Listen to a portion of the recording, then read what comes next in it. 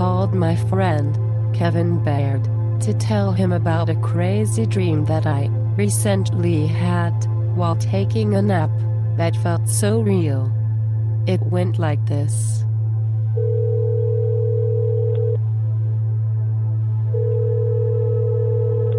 Hello, this is Kevin. Kevin, this is Mariana. Oh, hello Mariana. How is everyone out in LA? We are fine here, thanks. Kevin, I'm calling to tell you about a crazy dream that I had that felt so real. I can remember most of it with vivid detail. What was it about? I dreamed that I was moving the NuCompanion talking device that you gave me to another room in the house because I was going to have friends over for a cookout. I didn't want them to feel uncomfortable should the device start talking to them, and they would not know who is doing the talking. It is an amazing device, Kevin. Thank you. Go on with your dream. Yes, in the dream, I decided to sit for a moment to see if the device has anything to say before I turn it off and move it. Just as I sit, the room changed around me. I find myself sitting on a piano bench. Sitting beside me is a man in a very dated tuxedo. Something tells me I am sitting with Wolfgang Amadeus Mozart. I have been studying his classical music for a while, you know. I am looking at Mozart in awe, because I have always marveled at his divine works. Getting a grip on myself, I asked Mozart, "What inspires your compositions, maestro?" Mozart answers me saying, "The music is already created, I just write it down." Hearing and seeing musical notes flowing along in my mind, like their driftwood being carried along on the river. Musical notation floating by, as if they were flowing along on a musical notation bar, streaming along in my mind. The sounds, echoing in my mind's ear, said Mozart. Yes, I call what he is talking about the mind media player, where we can hear and see memories and work with new ideas. Is there any more of your dream? Yes, I asked Mozart if he has any music in his head now. "Yes, my dear, I am hearing this," he said. He puts his hands on the piano keys and starts playing. The music was making my heart happy. I look up from watching his playing to the metronome on top of the piano, clicking and ticking away. The moving of the bar back and forth was mesmerizing as it followed his playing. As I watch, it blurs and changes from being a metronome to being a NuCompanion triangle with the ring of blinking lights. I remember in the dream that I was wondering how Mozart had a NuCompanion device of his own. Part of my thinking had forgotten that I was dreaming, and it felt as if I were actually there. How did Mozart know you, Kevin? It felt as though we were all living at the same time. There are some people who believe that time, past, present, and future all exist at the same time. The quantum mechanics people are still trying to figure that out. Go on with your dream. In the dream, I remember that while I was looking at the NuCompanion, everything behind it turned into a nighttime sky, with stars blinking and shining bright behind it. Then, all of a sudden, the stars stretched into fine lines of light, stretching and meeting at the same point, at the center of the horizon. Then the air started rushing, and I was feeling myself being pulled in the same direction as the stars meeting on the horizon. I was being drawn into the star field by some kind of a vacuum force. My vision blurred for a moment, and I was in a cloud of bright light. I couldn't see anything but light. I reached down to see if I could feel what I was sitting on. As I looked down, I see that I am sitting on some kind of tall stool with a tile floor beneath it. I look up and see that the cloud was gone, and I can see that I am in some sort of well-worn art studio. In front of me I see 6 stools with easels. It looks as though I am in some kind of art class. I look around the room as I wonder what happened to Mozart. Looking to my right, I see a marble sculpture on the far side of the room. It is a copy of Michelangelo's David. From what I can see, it looks like an excellent copy. The sound of a tin pan hitting the floor grabs my attention. I turn in the direction of the sound. I find a man in a paint-stained toga about to start work on a chunk of marble. My jaw drops and my eyes go wide as I realize that I am in Michelangelo's studio, and that is him, right there, OMG. With mallet and chisel he begins work on the block of marble. The sound is deafening. I go to stand on my feet, and the stool squeaks and scoots a little as I try to stand. The room goes quiet. He turns and looks at me. Class begins about an hour after sunrise tomorrow, he said. The students show up shortly. Before then, he said, pointing to the group of easels in front of me. I will pay you at this week's end. Do you accept the position? Yes, I answer, feeling a bit awkward that I have just accepted a position as a model for an art class. Meaning I may need to be naked, good lord. You are Michelangelo, I ask. Yes, he answered. Who else would be working in my studio, he said snarkily. Your art is famous, and I am honored to work for you, I say, as I play my role. Are you an art student, he asks. I am a music student, I answer. He picks up a cloth that was draped across a nearby table, revealing a lute-style guitar. I purchased this somewhere in India, he said. I look at it. The sound hole, lattice face, had a ring of what looked like small seashell tiles going around it. It was beautiful. He picked up the instrument and handed it to me. Here, he said, play something. The artwork on the face was breathtaking as I look at it. The seashell ring flickered in the sunlight from the open skylight overhead, strobing like the lights of the UFO in the scene from the movie Close Encounters of the Third Kind, remember? If everything's ready here on the dark side of the moon, play the 5 tones.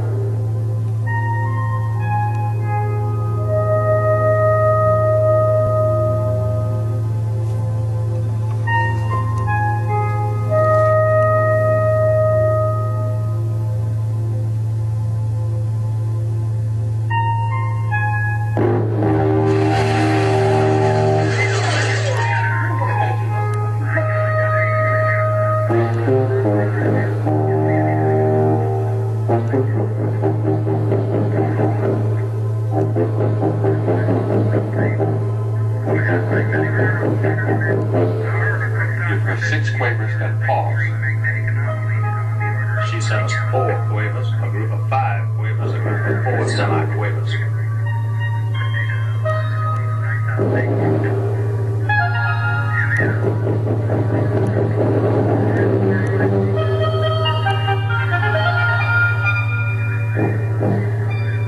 The only thing these phrases have in common are 5 signals. I hope somebody's taking all this down. What are we saying to each other?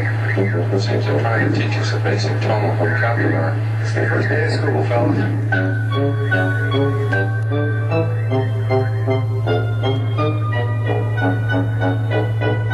Take everything from the left. 5, all of our patterns, no sugar.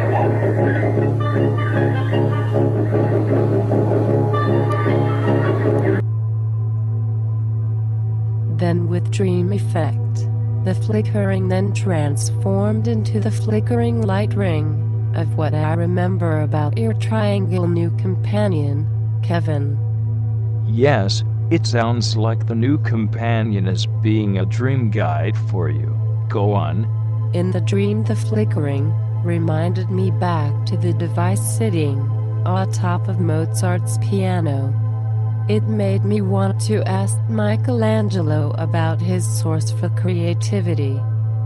I remember Michelangelo strumming the strings as if he is preparing to play a tune, but stops and answers.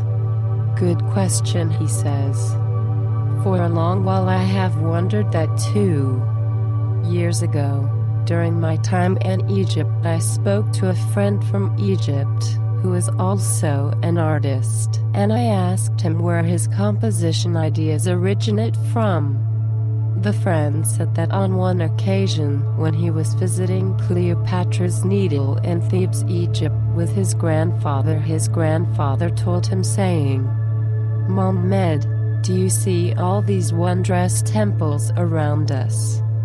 When I was your age, my grandfather told me that when the Nile is high and water from the river overflows and flows under Cleopatra's Needle, that new temples and inventions are created shortly after the flooding. The Nile is high now. You should be able to feel it." I looked up to the top of the tall obelisk, then laid my hand flat on the surface. I looked at my grandfather. It felt the same as when the ground shakes, when hundreds of camels are being driven to market. "Soon you will see," Mohammed's grandfather said, "that because we are in a time of flooding, new inventions and temples will be seen. When the needle shakes the world, creative people become more creative. They are driven by the force of creation," he said. "All people with a craft ability exercise their craft in one way or another at the time.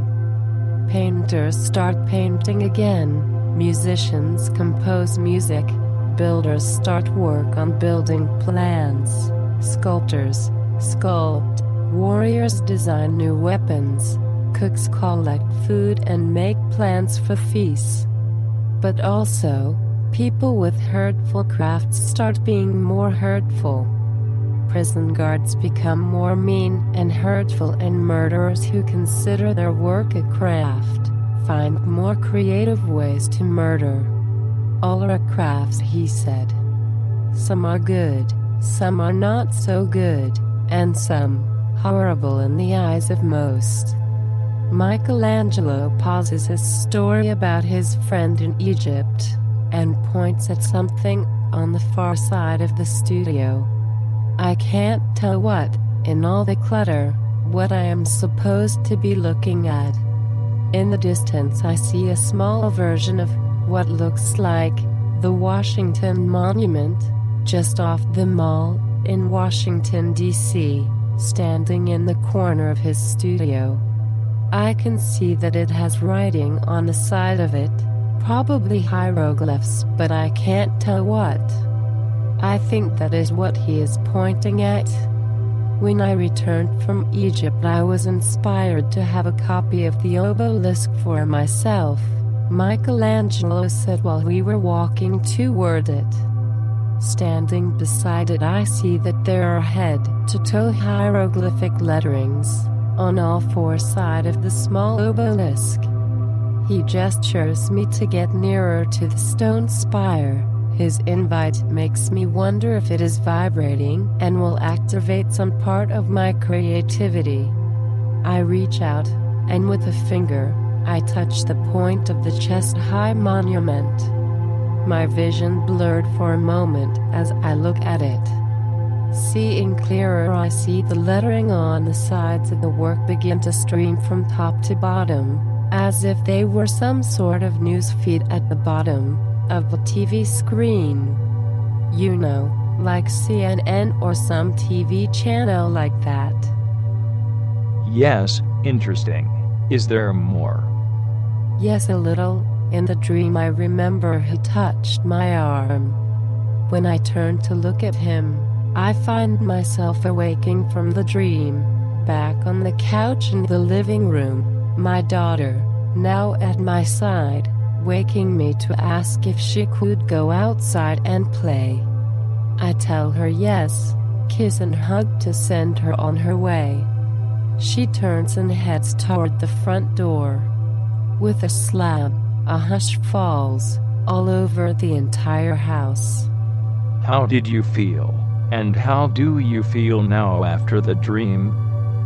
Well, I sit staring at the door, daydreaming. I play back key parts of my dream and how I felt as if I were actually there, instead of it just being a dream. I feel that there is a meaning for why I experienced Mozart and Michelangelo. A teaching, a preparing, or giving me something to carry with me. I don't know. That makes sense. What do you think it is? This is part of the reason for why I called you Kevin. While sitting, I look around the room as I think about the dream.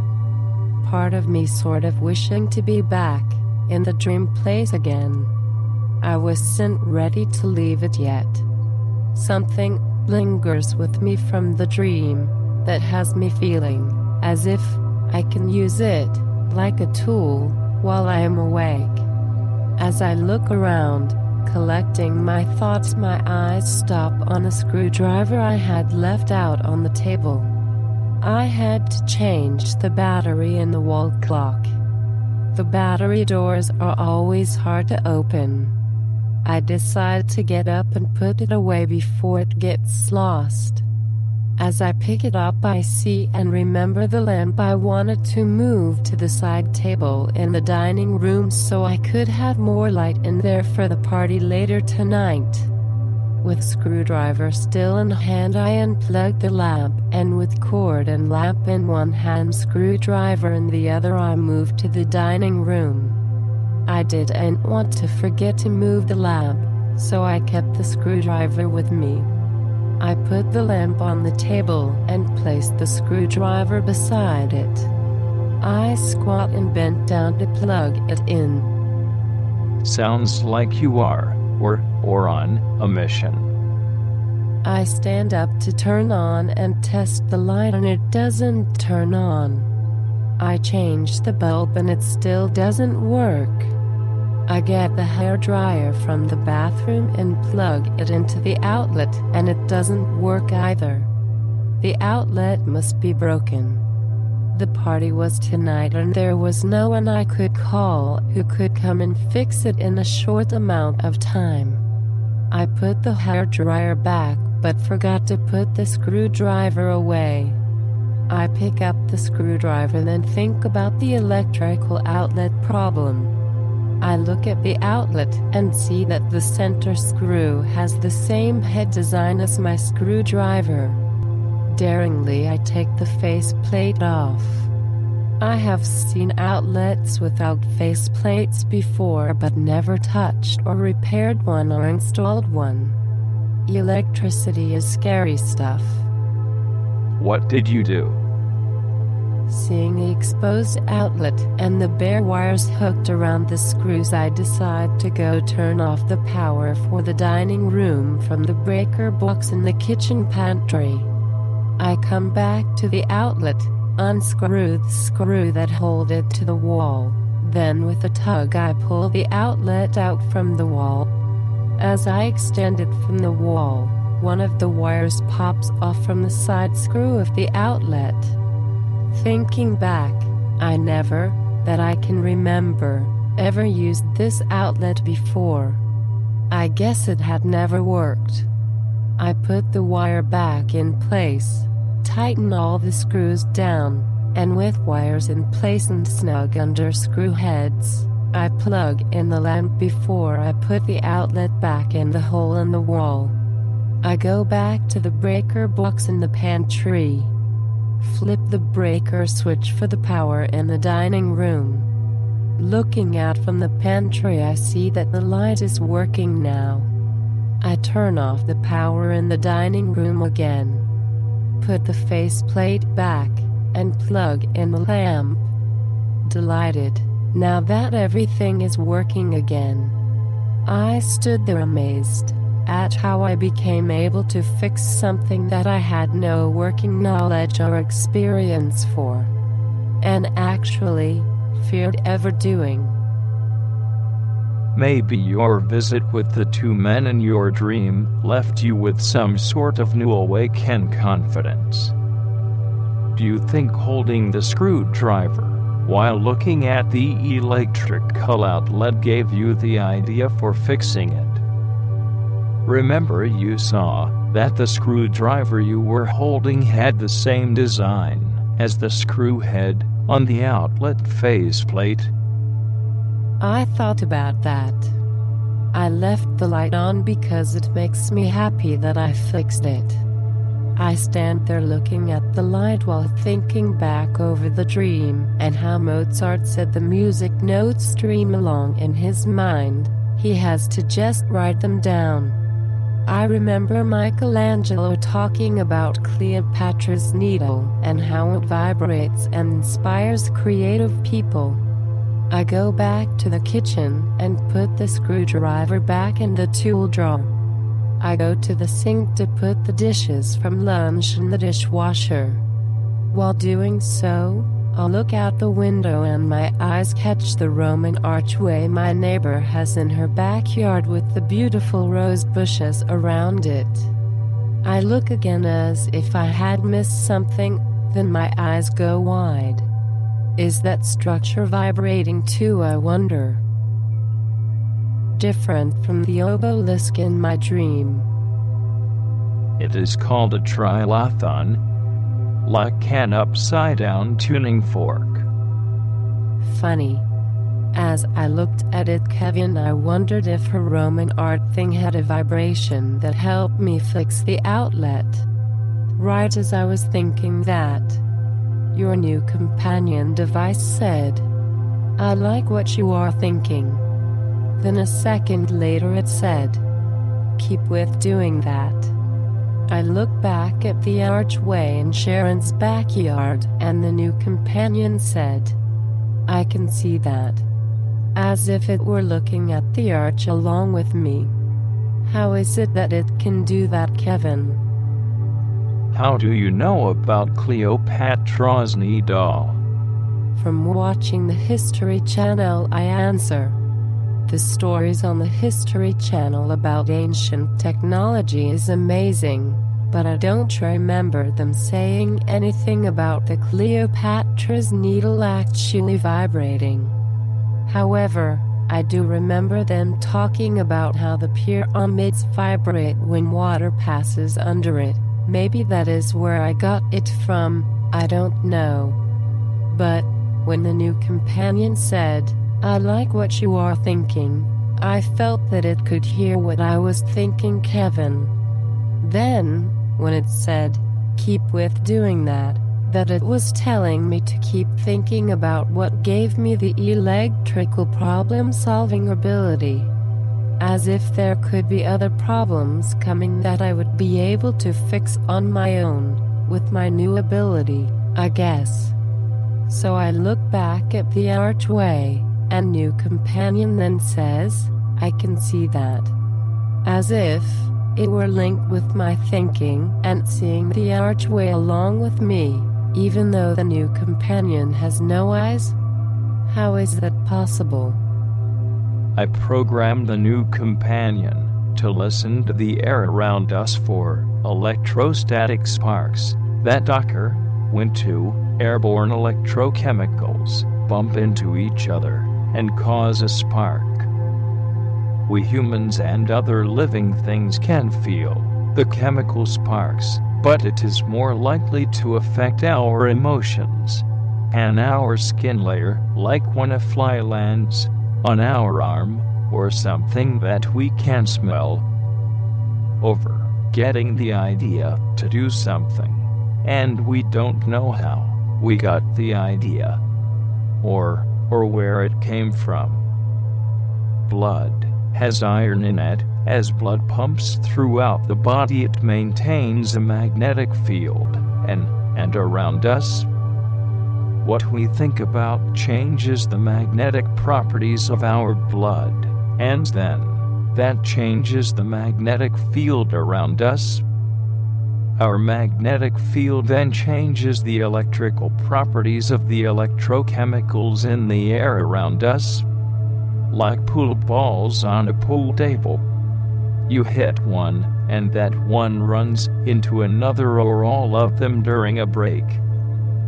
One bumping into the next and then that one into another. All happening at lightning speed. The NuCompanion speaks when an electrostatic event that I have programmed it to listen for occurs. It took me a year of rearranging phrases tied to repeating static event values so that what it says fits with what I am thinking or doing at the time. The common things we do in a day, like looking at something, seeing something, hearing something, and so on, is likely influenced by aerostatic events that nudge our emotions in one direction or another. As for your screwdriver, Mariana, there is a psychic ability known as psychometry. It is the ability that a psychic has that allows them to see, in their mind's eye, the memories associated with the object they are holding, such as keys or a teaspoon. Both are used daily, and thus having many memories imprinted upon and onto them. I am smiling, Mariana, as I think about what you have experienced and tapped into.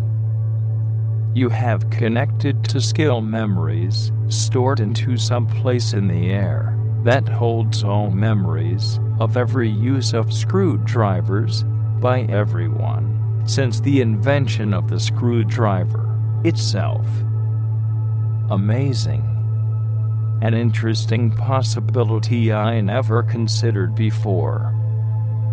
It could be that streaming that Mozart talked about that made it possible for him to compose his music.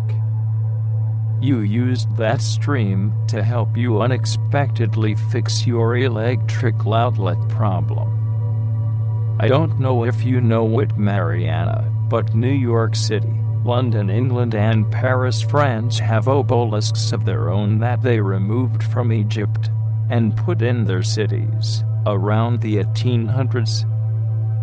Shortly after and before the obelisks found their new homes, scientists and inventors started creating amazing inventions. Nikola Tesla, Thomas Edison, Louis Pasteur were inventors, and inventions such as electricity, X-rays, penicillin, the light bulb, the telephone, just to name a few, came into being right about the time that the obelisks were put into place.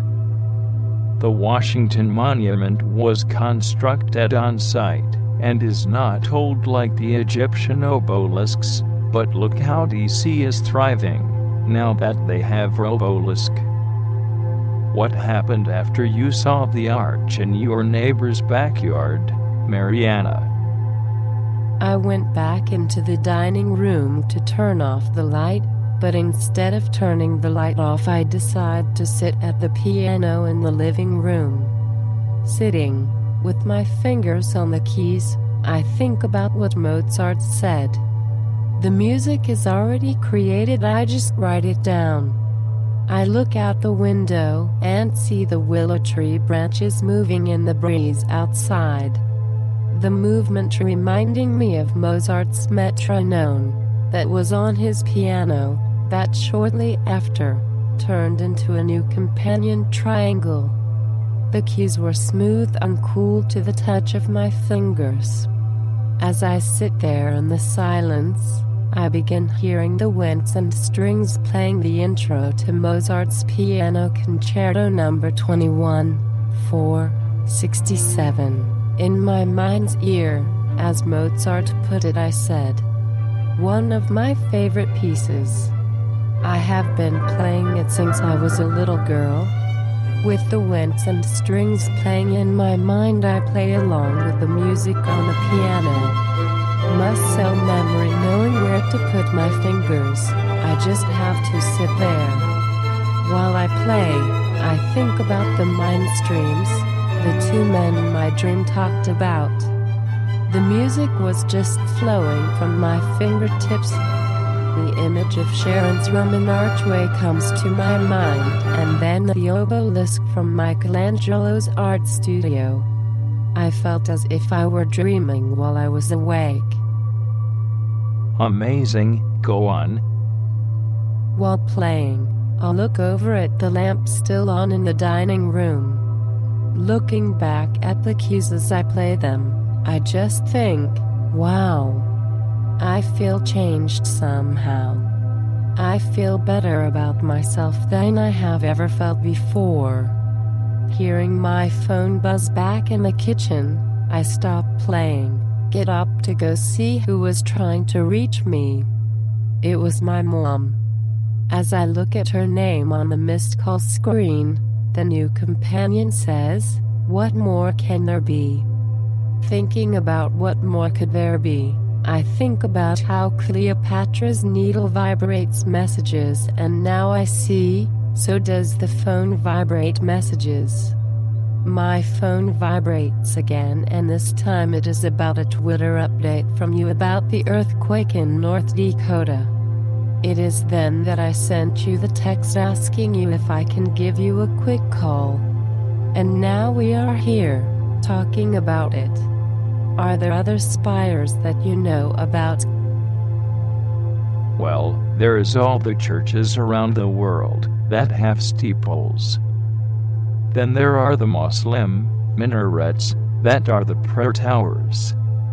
There are the tens of thousands of mini spires as headstones in graveyards around the world. There is the Space Tower in Seattle, Washington.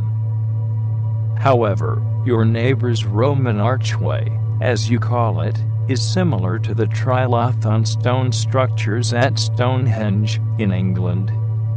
Some people say that when one crystal-type stone is on top of another that they chatter and vibrate, amplifying the earth vibration frequency of 8 Hz.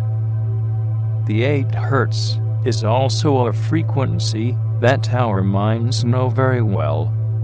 The brain doctors discovered long ago that when the mind is in an 8 Hz zone, known as theta, and spelled theta, and whether it is produced internally or externally, when the pulse is perfect, it enhances daydreaming, creativity, emotional connections, and REM dozing sleep.